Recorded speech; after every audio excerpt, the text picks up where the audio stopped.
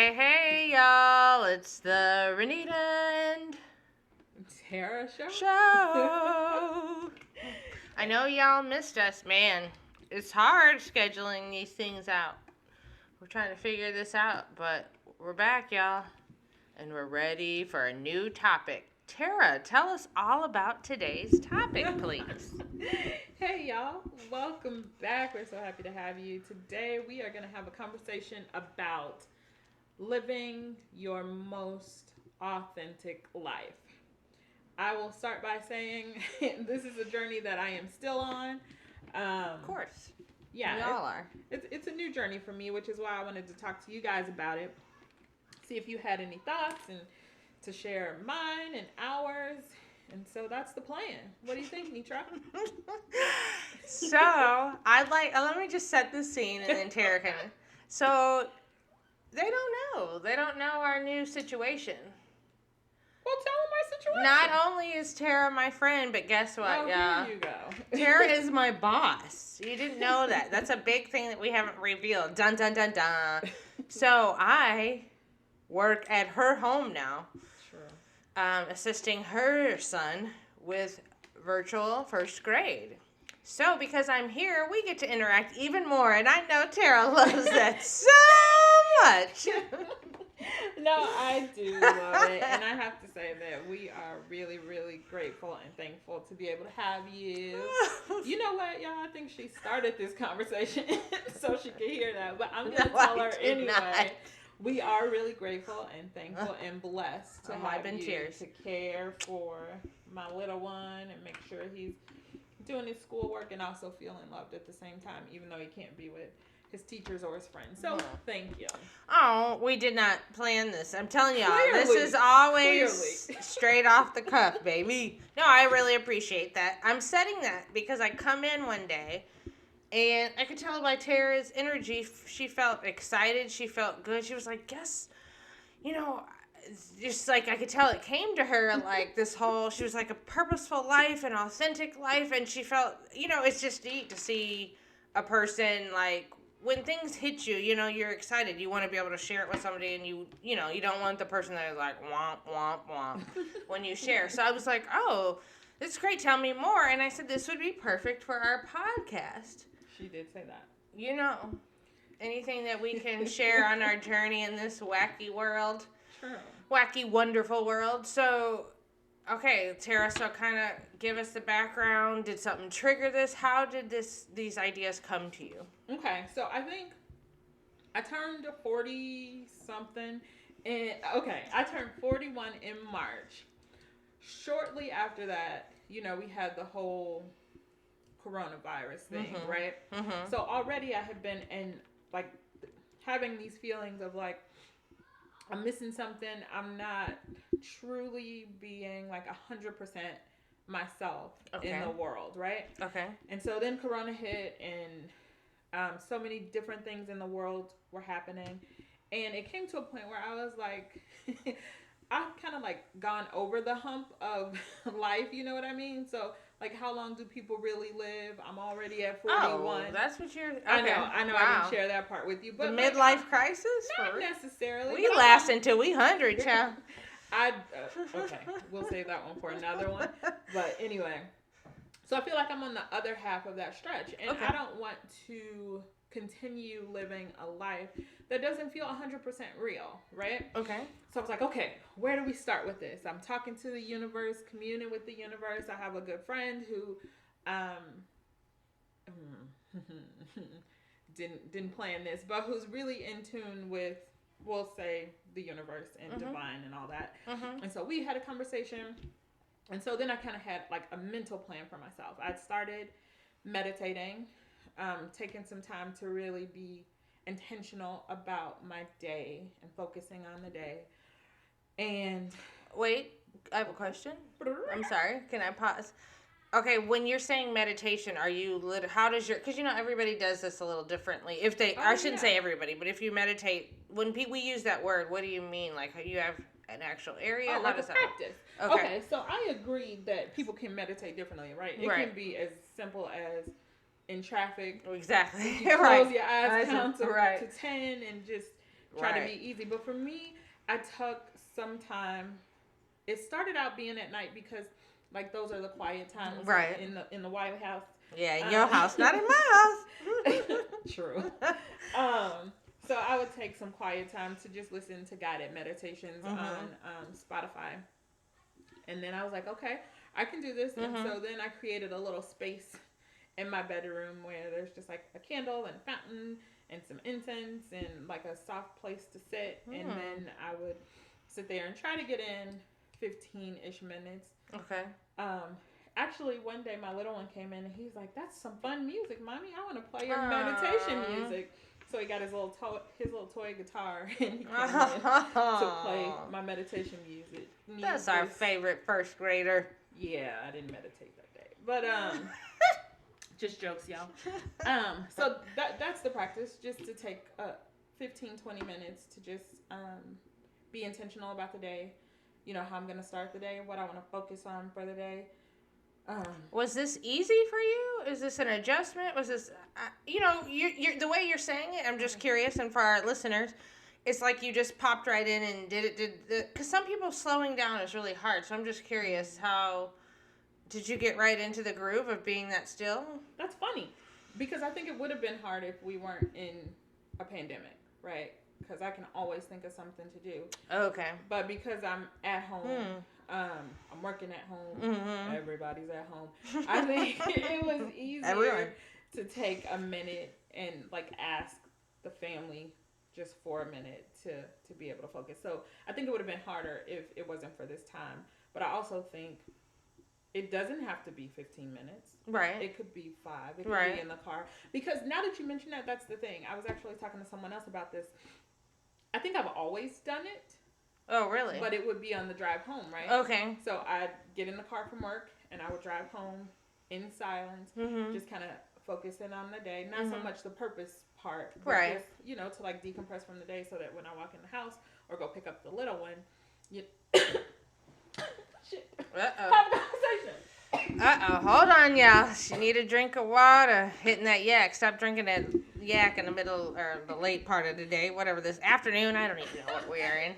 I am so sorry, y'all. I had a little bit of a juicy mouth right there. I'm chewing gum, which is probably not the best thing.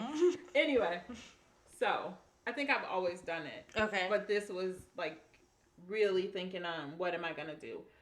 You were very intentional. That's what you're saying, right? I think so. So my other question, because you said you were really intentional, did you literally come to your husband and son and say, I need this time so you're not interrupted? You said something like, didn't you say I said something to the family like, hey, did you literally have that conversation? I did. My husband is triggered with smells. So I just wanted to let him know that there was going to be some incense situations going on in the house. And just to let him know, I'll keep it in this space so that it doesn't bother the family.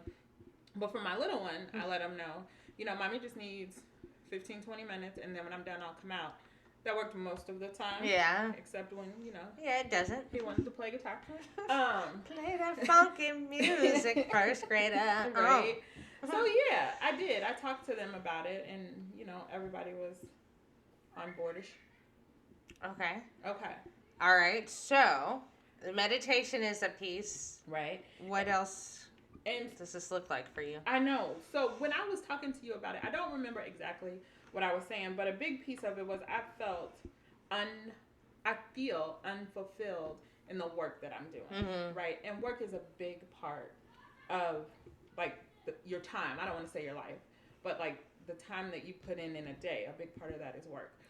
And so that was really hard for me. It was easy because I'm at home. I can do it at home, but it's also like if I'm going to spend 8 to 10 to 12 hours doing some work, then I want it to be something that feels right. Okay. And so, funny thing is, my husband and I used to have this conversation early on in our marriage where he wanted to do work that he believed in and he felt good about, that was his bliss. Okay. Right? And I was like, dude, we need to make some money. Dollar bills, y'all. We can do bliss on the weekend, right? We can vacation in bliss, So really. That's interesting. This was like a change in like the whole world for me. Yeah. which was also a little kind of hard. Yeah, I'm sure. That's a big deal. Yeah. So I started thinking about what it is that I'm good at, what gives me joy, and making money is still a big deal. We have a home and we have to eat. You got bills to at pay. least. So, and how can I make money from those things? Okay. And I think you know me. Maybe the listeners not so much. Well, there's only 3. But we're building up. We're getting more. You tell a friend to tell a friend to tell a friend. So true. I'm not very patient. You? Yeah. Say it ain't so, Joe. Yeah, I'm not patient. She ain't, y'all. She ain't. But So, we love her. No, that's what I asked. We the love her universe through. for with some patience and like being easy and seeing what it was. Mm-hmm. And a thing that kept coming up for me was writing. Okay. In undergrad, I started as a screenwriting major, and then You did. I'm just learning that. Dang, we've been friends how many years? I did, and then the world intervenes, and we live in St. Louis. Where are you gonna make money? What's gonna be your job? Blah blah blah blah blah. Yeah. So I changed to communications. Still get to write some, but not the kind of writing. Mm-hmm. So writing kept coming up for me, and that's where, how do I say? I feel like that's it, but I also feel unmoved. So like I'm meditating on it. It keeps coming up. Mm-hmm. And maybe it's fear, Okay. It is fear. Okay. So to write is like a really vulnerable kind of thing. Yeah. And for those 3 of you who know, I am also not very good at vulnerability. So, It's okay. I think a lot of people can relate to that. Right? They can. They really can. So writing is that for me. So what I did was, I feel like I'm a little all over the place. No, we're following this. No. We're following. Continue on, please. Okay, I'll keep on Keep on. So I decided to put out something in the universe that was kind of safe. Okay. Right? I did a article on LinkedIn about like success. I'm sorry. Is this the first time that your so-called friend is hearing about this? Did not know this, but I digress, folks. I digress. Please continue. I'll tell you what. This is right. Clearly, this is. I tell y'all, this is off the cup for real, raw, because she doesn't say this to me, and I had no idea. But I'm learning as you all are learning. Please. No. So no, that's okay. This is great because it's my real. I mean, I am very real, but a straight up honest reaction because I had no idea. Go ahead. No. This is interesting. So let me go back. A few years ago, maybe like in 2011, I wrote a short story that I loved, and I wrote it and I tucked it away. And then when this like authentic kind of purposeful life feeling came up, I said, okay, at the very least, I'll go get my copyright registration on it. So I did that. Okay. And then in the process, I was like, why don't I put out something really safe? And what do you mean by safe? Can I ask? Just because I want to know what you mean. I feel like creative writing, there's a lot of heart that goes into it. Okay. And then the article that I put out was more kind of like what's the word when you compare something that's not the same? Like it was like a metaphorical piece on rising to success and like climbing a ladder. Okay. Right? Okay. So at the worst, people disagree. Right. Or they don't like it. Okay. But it's not me pouring my heart and soul into it. Okay. Right? Okay. So I put that out and I tried not to look at the comments. And I did, and people were like, oh my gosh, that makes so much. I mean, yeah, it was just like this connection that people felt and like could appreciate in business, especially maybe being a woman in business. Yeah, I'm sure. And so that was really, really exciting. That is. I know. And so now it has like a bug in my body that I can't seem to shake. Okay. Right? So I feel like that's what it's supposed to be for me. Like that's where my most authentic self is putting heart and soul to paper. So that's what I'm trying to do very slowly because I am still quite scared. can you talk to me a little bit, Renita, about what? Hold on. Hey, you guys should see her face right now. She has the biggest eyes. Big bug eyes. No, ma'am. No, ma'am. Hold on. Since ma'am. you're being authentic self, can you share? Oh. Are you willing to share a little bit the fear? Is the fear being critiqued, being failing? Is it all of the above? Is it something else? Just because when you know, fear is real for all of us. We all have that, right? Yeah. It just, I think how it plays out and looks for everybody is different. So can you tell us a little bit about the fear piece?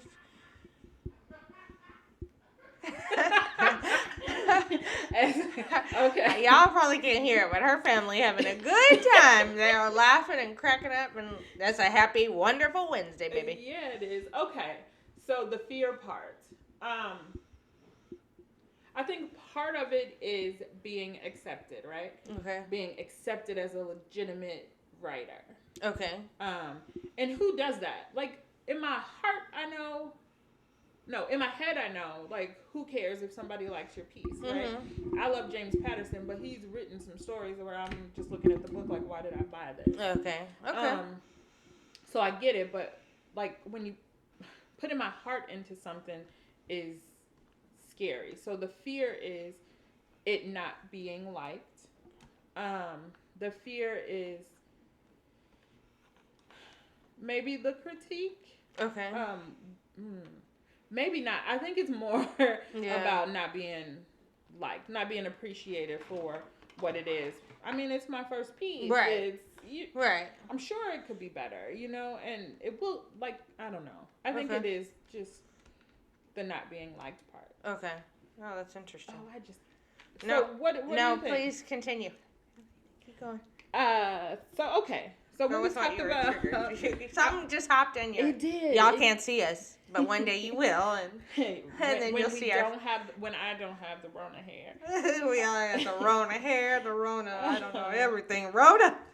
No, so another thing for me was, like I said, like the work piece. And I'm sure it happens to lots of people, but for me, I feel like at work, in the workplace, I was playing Tarrah, right? I was acting like the Tarrah that I thought needed to be there in order to be successful. Does that make sense? Yeah, it does. And so I was tired of that too. Can you give a little description?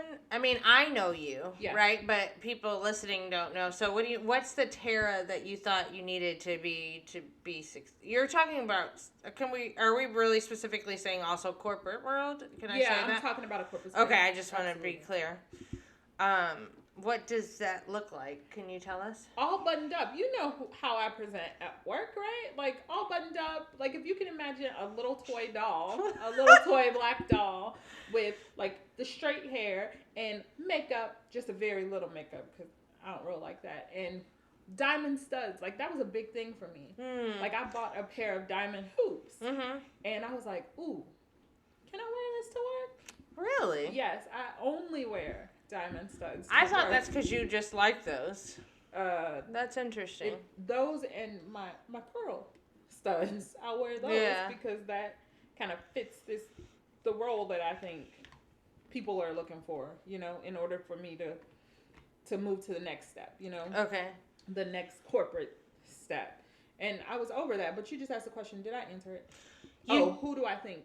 What do I think that looks like? Yeah, I just wanted to give a description of the Tarrah that you thought you needed to be, just so we can kind of envision this and understand. Yeah, just all buttoned up, and I am so not all buttoned up in real life. I am like a hot bohemian mess. Like, if I could just be...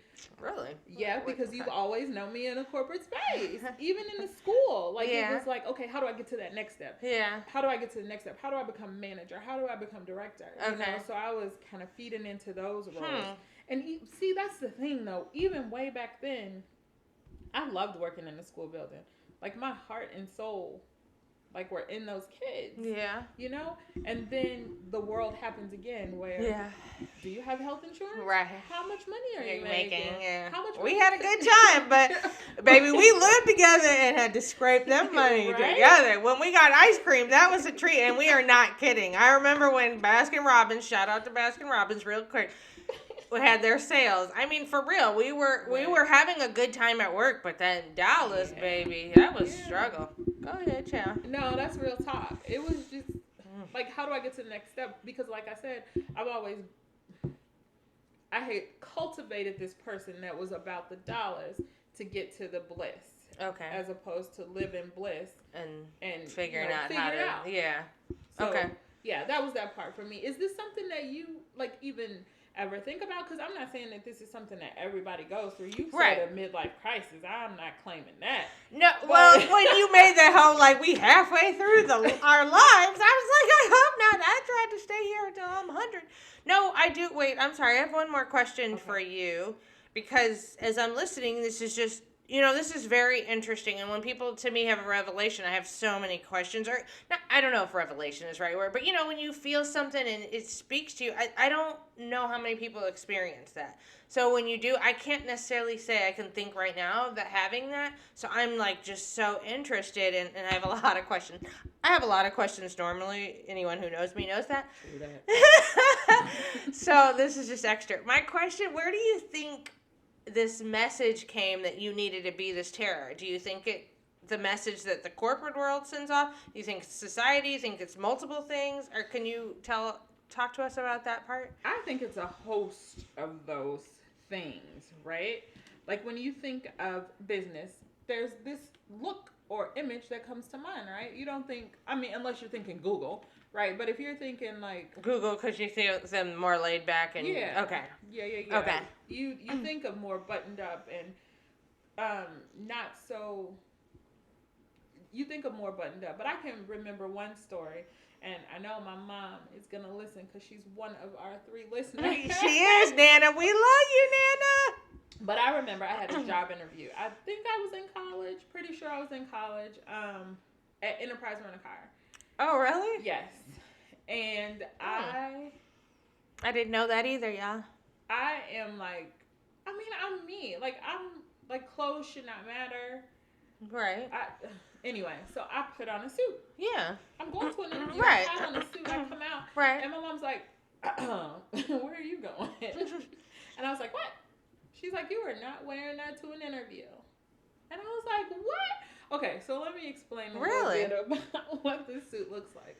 It was purple boucle, right? What's that? It's like I don't know if it's a fabric or a print, but it's like this purple print. Okay. There was a tiered skirt, so it had like 3 tiers to it. It wasn't short, but it wasn't kneeling. Right.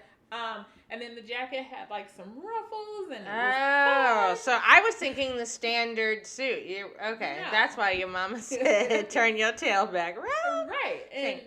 But it was a suit, right? And that's interesting. And I was like, why can't I wear this? She's like, baby, you get the job first, and then you be who you are. You present the way they need.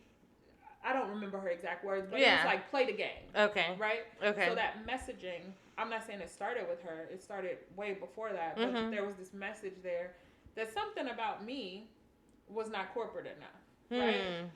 So I think it came from all of these things. Okay. And I'm just saying that I can write a contract just as good in a pair of jeans as I can in a suit. Right. Right? And it shouldn't be about that. Right. And now I'm about to get on another topic about hiring practices, which we're not going to do today.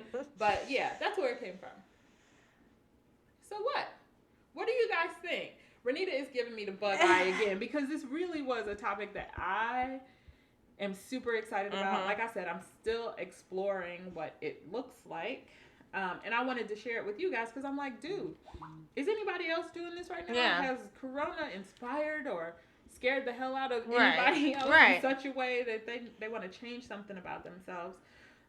So I want to know what you guys are thinking. So now we're up to like 8 to 10 listeners because you guys brought 2 the last time. You brought 1 last time. Right. You're going to bring 1 to us this time. I want to know, do we have a chat box? Do we have They can do comments. Okay.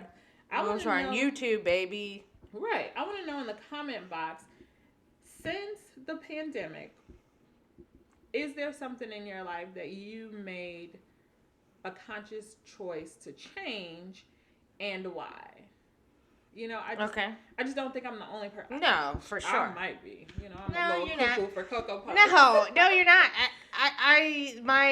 As we wrap this up, I would like to ask, do you have any advice? So, let's say somebody's listening, they're having whatever has come to them. Can you give them a little, like you talked about the fear a little, it's a little scary, right? Yeah. To branch out, to start something new, to, take a trip where you have never taken a trip before. So can you, give them a little, I don't know, your takeaway, your advice, your cliff notes, whatever. My takeaway. Okay, I don't want to give advice because I'm not the expert. I'm still. You don't have to be an expert to give advice. I feel like you should know something. You do know. I haven't even written anything other than right, but I'm talking about the journey. The journey, and this is something speaking to you. What would you say? Because if somebody else I know you. Yeah. If I came to you and said if I started saying these same things, you would say something back to me. So yeah, I would say lean into it. Okay. Like, it's scary, it's uncomfortable, but there's something out there that is driving you. I would almost say to something better, right? Not just different, right? But there's something better. Okay. Right? Yeah. So that's my advice: is to lean into it, be okay with being uncomfortable and not having all the answers right now, which is hard for your girl. Yes. She like all the answers right in a row on that piece of paper. I know. Can you put it in a straight line and put little check marks by it so I know that it's been completed. Just lean in. That's good advice. And be uncomfortable, and it's okay. That's right. Honestly, people don't. I think this might be an annoying phrase to some people, or they don't like it. But being uncomfortable that's when you grow and change, really. Because when we're comfortable, it means, it's typically not pushing something you. So it is hard, but you're right. I appreciate that. Like Tarrah said. Put in our comment box something. How did you say it again? Something that the pandemic has inspired you to do or change. And did you do it? What happened? Right. Tell us your story a little bit, since we can't talk to you guys face I know. to face. It's not a back and forth. And then once again we have the homework. Yep. You tell a friend. 1, 2, 3. Tell some folks to subscribe. It is, at this point, it's the Renita Hill Taylor channel. It's not to exclude Tarrah. We have to get things a little, we're growing in this whole podcast. We're a work in process. Right, so subscribe. Wait, we're a work in progress, not process. Right, progress. Sorry, my bad. It's okay. Lots of P's. So subscribe, tell other folks to listen. Let us know what you think. We want to hear. Put some comments. As long as they're not nasty and rude, we can handle it. We can handle constructive criticism. We cannot handle nasty and rude comments. I guarantee your name will be called. Right, we will call you out because we see your name on YouTube. Miss 2463885 say you heifers this. No. All right, until next time. Peace.